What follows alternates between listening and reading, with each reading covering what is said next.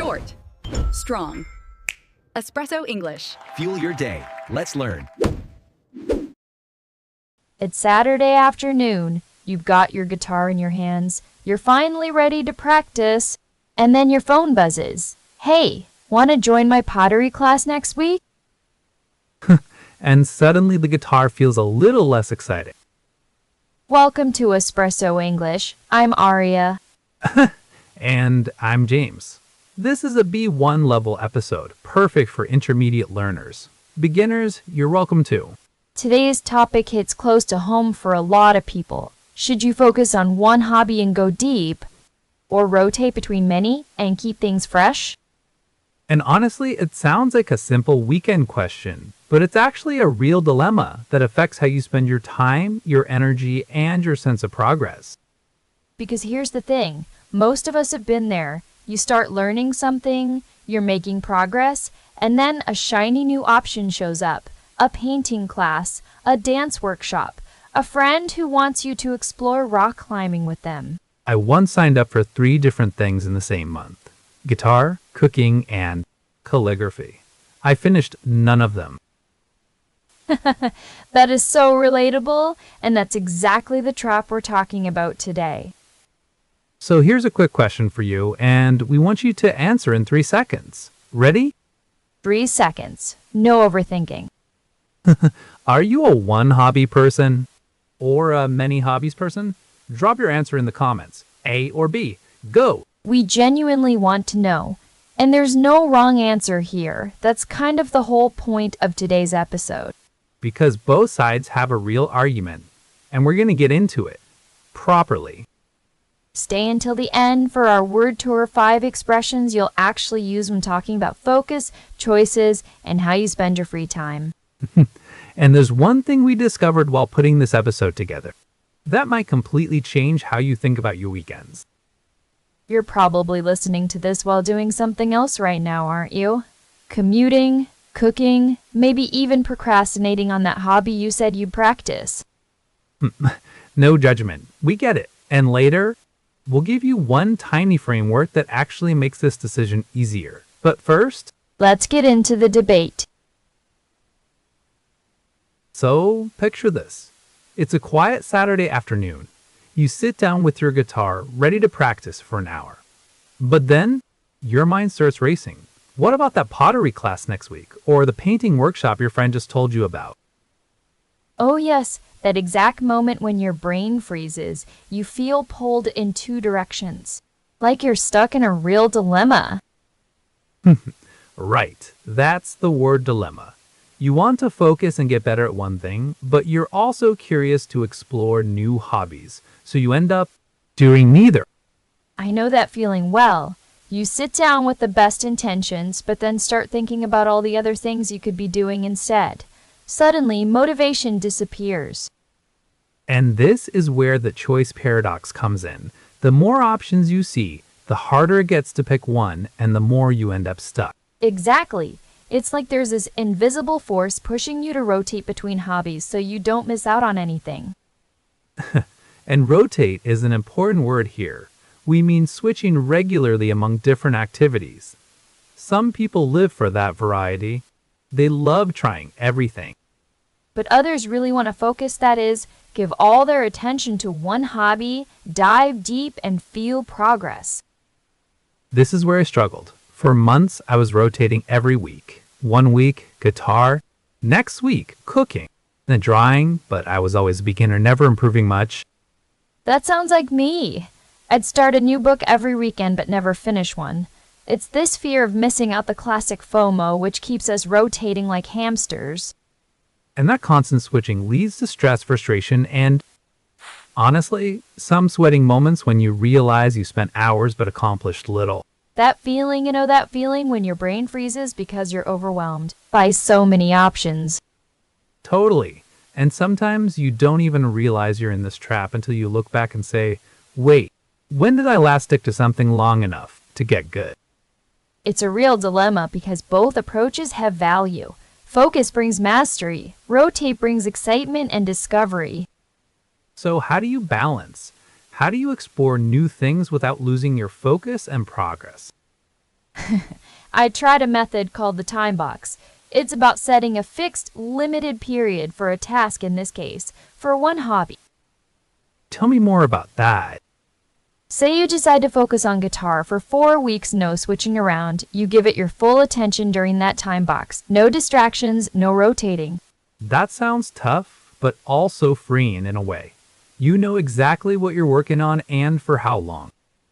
Yes. And then, after your time box ends, you get an explore moment a day or two where you try other hobbies or new experiences. That's a great compromise. You get deep focus, but still satisfy that curiosity to explore. Exactly. And here's a quick example. Last month, I time boxed yoga for 4 weeks. I stuck with it, felt progress, and didn't stress about what else I could be doing.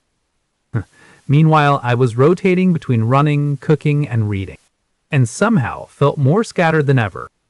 It's so common. That constant switching can actually make you feel drained instead of energized.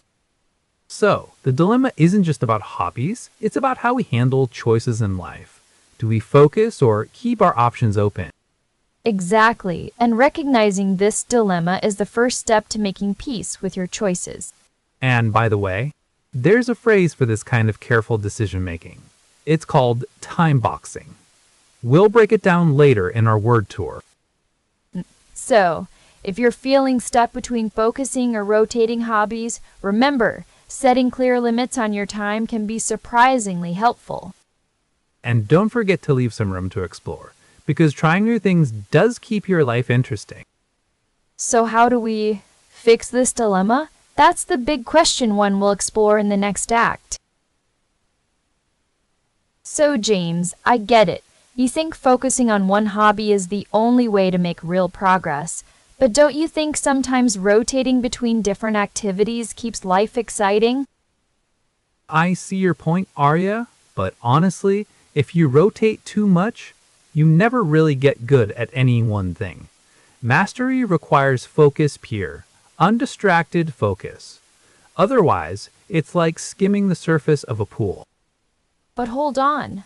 What if someone just isn't ready to commit to deep focus? What if exploring a variety of interests helps them find what they really love? There's value in exploring, even if mastery comes later. I don't buy that. To me, they're just delaying the inevitable. If you don't commit early on, you risk lingering in a kind of hobby limbo. You might keep switching and never build real skills or confidence. That's a valid worry, but I think it's a dilemma many people face. Exploring isn't always about delaying.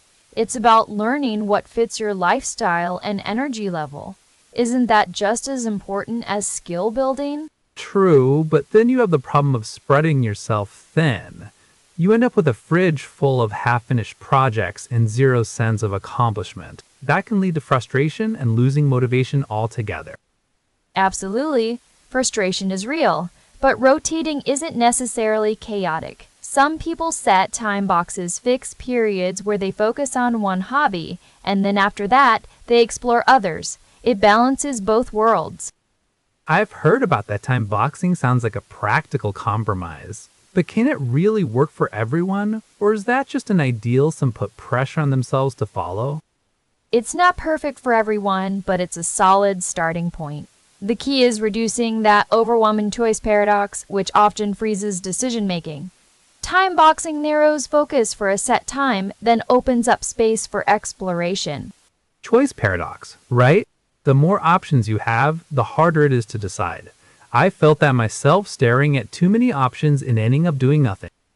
Exactly. Like deciding whether to practice guitar or check out that new art class. You get stuck in that dilemma, which stops progress no matter which path you pick.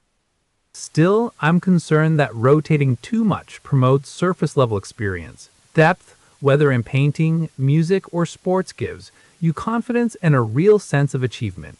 Isn't that worth prioritizing? Depth is important, but so is enjoyment and freshness.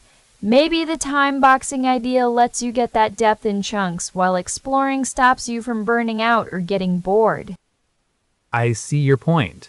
But what about people who don't naturally manage their time well? couldn't rotating or time boxing be an excuse for procrastination or lack of real commitment? That's a fair concern, but I'd argue that any approach requires some self-discipline. If time boxing helps people structure their goals without feeling guilty for exploring, that could reduce stress, not increase it. I guess that's the big takeaway. There's no one size fits all. Some thrive focusing deeply, others thrive on variety. The dilemma doesn't have a perfect answer. Which brings us back to the original dilemma: focus or rotate. Exactly. But at least now listeners have some ideas on how to make that choice less painful. And remember, the key is intention. Whether you focus or rotate, do it consciously. Don't get stuck in paralysis because of too many options. Spot on. Intentionality beats endless distraction every time. So maybe next time you feel torn between hobbies, try setting a time box. Give one pursuit your focus for a few weeks, then explore freely after. I'll admit, that sounds better than what I've been doing, jumping all over the place with zero progress. We've all been there. Yeah, and some of us are still there. The important thing is just to start somewhere, with kindness toward yourself. The dilemma will always be there, but you can navigate it with the right mindset. Couldn't have said it better. So far, we've explored the tricky feeling of being stuck between choosing one hobby or many. And we've debated the pros and cons of both approaches. Focus versus rotation. Now, it's time for our word tour. We'll revisit 5 key expressions that perfectly describe this dilemma. These words will help you talk about focus, dilemmas, and exploring new things more naturally. Let's break them down together, one by one. Looking back at our conversation, some words really kept coming up. Like, how do you say it rotate? Right, rotate. It means you change regularly among different things or activities. Like when someone doesn't stick to one hobby but tries several, switching from one to another. Exactly. So if you rotate your hobbies, you don't focus on just one. You might play guitar one week, then explore cooking the next, and maybe try painting after that. Yeah, it's kind of like changing your playlist. It keeps things fresh. But sometimes people get stuck in that dilemma. They don't know whether to stick with something or keep rotating. Dilemma now, that's a good word for it. It's when you have to make a tough choice between two difficult options. Like, should I focus deeply on one hobby, or should I explore many and not get bored? That's the heart of the issue, isn't it? A dilemma makes us hesitate because both choices have pros and cons. And that hesitation can sometimes stop us from doing anything at all. Now, on the other side of this, there's the word focus. It means giving all your attention to one thing. So instead of rotating, you keep your eyes on one prize. Like when a guitarist practices the same song over and over, trying to master every note. That level of focus helps build real skill. But focusing isn't easy. You need discipline. And one idea we talked about was using a time box. That's a fixed, limited period set for a task or activity. So you set a time box for your hobby, like 4 weeks of practicing just guitar, no switching, and after that, you give yourself permission to explore other things. Which brings us to explore. It means to try new things or experiences. Exploration keeps life interesting and lets you discover what you really love. That balance between focus and exploration is what makes the whole hobby situation tricky. You want the satisfaction of progress, but also the excitement of trying something new. You know, when I first started painting, I thought I had to focus only on that. But after a while, I felt stuck. So I gave myself permission to rotate my hobbies a little and explore different styles. That sounds like a smart move. Rotating lets you avoid burnout and keeps the creative juices flowing. Yeah, because focusing too long on one thing without breaks can actually cause frustration. That's where the time box really helps. It limits how long you focus before switching it up. And when you explore during your off time, It's like a mini adventure without the pressure of mastering everything at once. Exactly. So, to put it simply, rotate means regularly switching activities. Focus is about intense attention on one thing. Dilemma is that tough choice.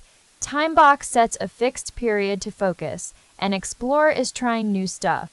And now you've got 5 solid words to help talk about this common issue. Hopefully these expressions make it easier not just to explain your weekend plans, but to think about what works best for you.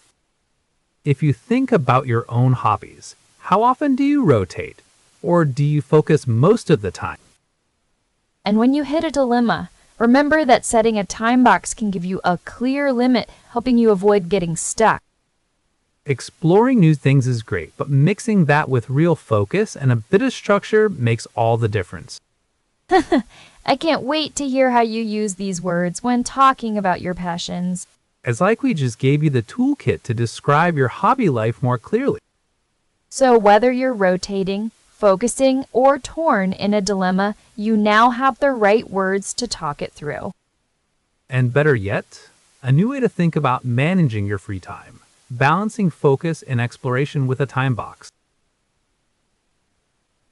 So here we are at the end of this episode. We've talked about a common dilemma many of us face, whether to focus deeply on one hobby or to rotate among several and keep things fresh. That's right. We discussed how this choice isn't always easy. Sometimes we get stuck feeling overwhelmed or worried about missing out on other opportunities, which can end up stopping us from enjoying anything at all. To break that cycle, we shared a few practical tips. First, try using a time boxes set period where you focus completely on one hobby, maybe 4 weeks or even just a weekend. After that focused time, give yourself permission to explore other interests in dedicated exploration moments. This keeps your hobbies exciting without burning out.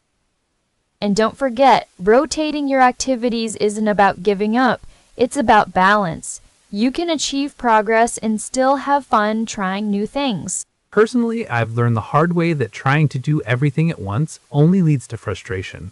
When I started setting clear time limits on my projects, I felt less overwhelmed and more motivated. Same here. I used to jump from one hobby to another, always feeling guilty for not mastering anything, but focusing for a set time and scheduling exploration really changed how I enjoy my free time.